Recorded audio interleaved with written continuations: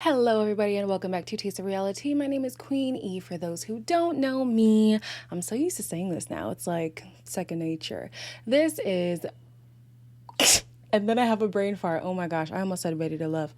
This is Love Island, Season 7, Episode 8. Man, the cracks are forming. The cracks are forming, guys. Oh, I'm scared. I'm scared. I'm only scared for my girls, okay? Liberty, Kaz, Sharon, Rachel, and Faye. If any of those women end up heartbroken, I will be upset, okay? Anyways, before we get into the review, please make sure to like this video, subscribe to the channel, hit that notification bell so you're notified whenever I post a video. Now, let's get into the review. So last night, Rachel was left with the decision of picking Chugs or Brad, and she picked Brad? Listen, I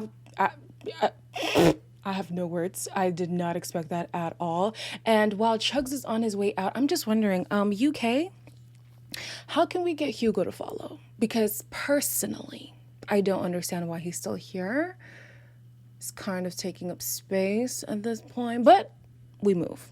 Rachel and Brad have a conversation after the dumping, and Rachel is not getting the reassurance that she needs from Brad. Be honest. I'd give you a 9. I'd give you a 9. 9's good. I'd give you a 9.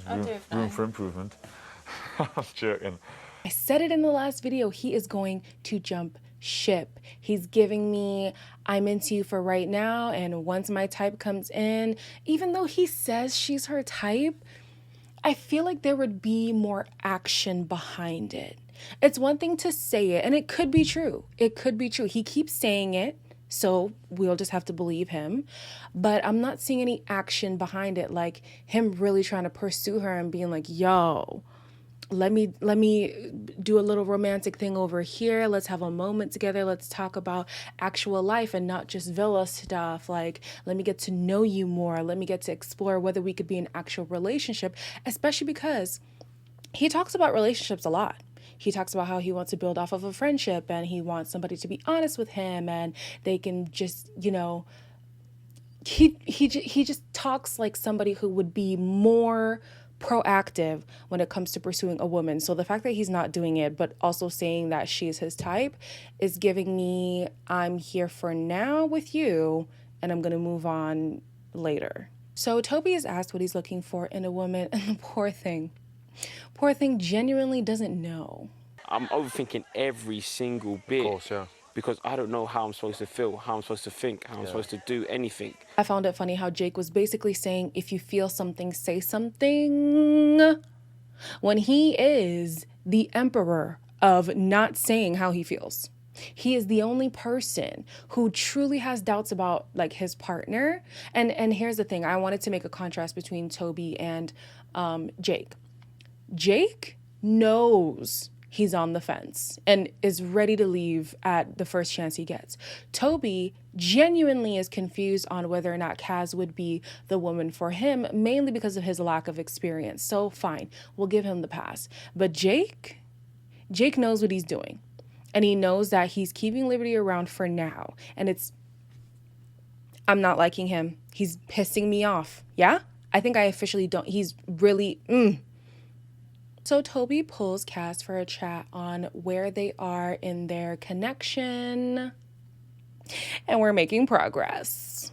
I'm jumping heads first, apparently, yeah. I'm jumping heads first, me. And I'm enjoying getting to know you. Like, Yeah, same.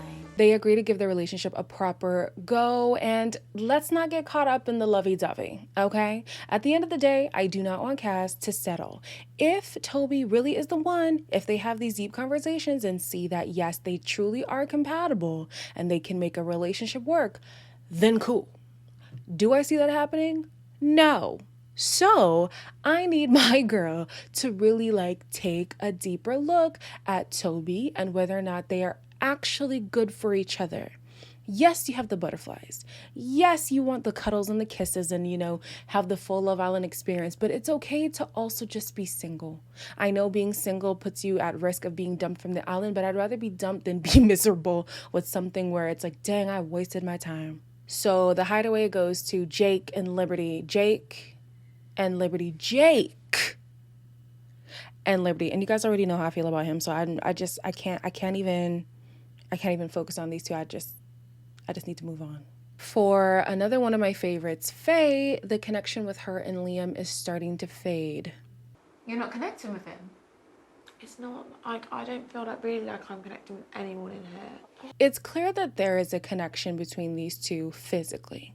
They definitely find each other attractive. We can say that without a shadow of a doubt. But when it comes to common interests, when it comes to suitability for each other, it's just not there. And physical attraction can only get you so far. I mean, dang, the friendship couple between Chloe and Hugo had more conversation than these two who actually like each other. So, girl, you're gonna have to let this man go. It's all these young boys.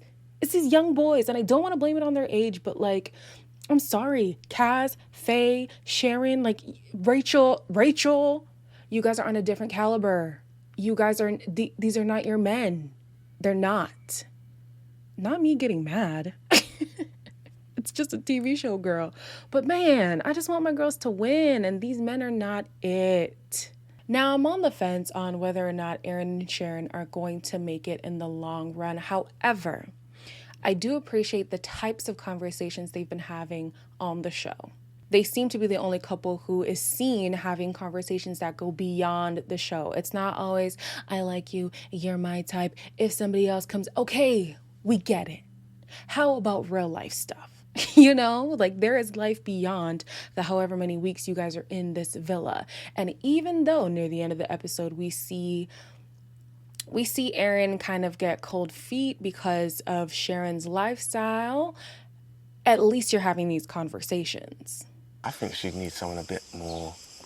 I don't know, she said she's only ever dated doctors and bankers. And I was like, I'm not surprised because she's doing well. Yeah, well, yeah. She was telling me. And she might be a bit flashy for me on the outside. It's better to know now whether or not you're going to be compatible than spend this time being infatuated with each other, leave the house, and realize we were never supposed to be together in the first place. And having missed a potential opportunity with somebody else, you know, for the sake of not wanting to go deep and just trying to go with the flow and let's not be too serious. Yeah, have fun, but have a balance. You know what I mean? Have these conversations that can be uncomfortable. Talking about kids, talking about finances, that's uncomfortable. But in them talking about it, it exposed some cracks in their relationship, which is necessary. Now, my favorite connection in the house has nothing to do with romance, but it is Faye and Rachel. I love these two together, like, oh, my girls.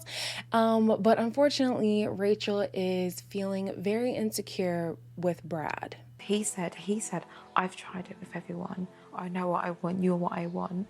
If I'm what you want, why are you pushing me to go off with someone else? She's still seeking for Brad to give her that reassurance that not only are you my type, but I'm going to actively pursue you regardless of what's happening here. And he's just not doing it, you know? And it's sad because then you think, okay, I know I chose you and I still feel like that was the right decision. But if you're going to jump ship, I would have rather given the chance to Chugs because, you know, like at least I know we could try. But if you're already ready to call it quits, then why am I keeping you here? You know, these men. So the brunch has really done a number on all the couples. Liberty finally is realizing that she might have locked herself off too quickly. So now I'm thinking, like, so I just take like a step back because I am an open book and that's just the way I am. Like, I can't help it. Baby girl, run. Jake is not for you. Jake is a tool. Sorry to anybody watching this video who knows Jake or Jake yourself. No, he's a waste man. He's a waste man and he has wasted your time, okay? Especially now that two new women are gonna come into the house and they are blondes. He's gone. He's already gone. Girl, he told you he was gonna run before even knowing what's coming in. Girl, run. Leave this man where he's at. And the good thing about being in this place with people who you haven't given a proper try with is you still have an opportunity to give these relationships a try. I understand a lot of people are coupled up now, so it's kind of awkward, but Liam is kind of on the rocks right now. Get to know Liam. Get to know Hugo. Get to know, who else is in there? Brad. The point is, you still have a second chance to get to know people who you didn't give yourself the opportunity to get to know because you were focused on one person who you didn't know was wasting your time. Anyways, tomorrow we're going to see who these two new women are. I swear, my girls, my core five, if they get hurt, I'm blowing it up. I am flying to the UK. No, where are they? Mauritius? Where are they? Wherever they are, and I'm going to light it up. Okay? All right. Until then, please make sure to like, comment, share, and subscribe. I'm really passionate about these girls. I just love them so much. I love them so much. Anyways, like, comment, share, and subscribe, and I'll see you guys in the next video.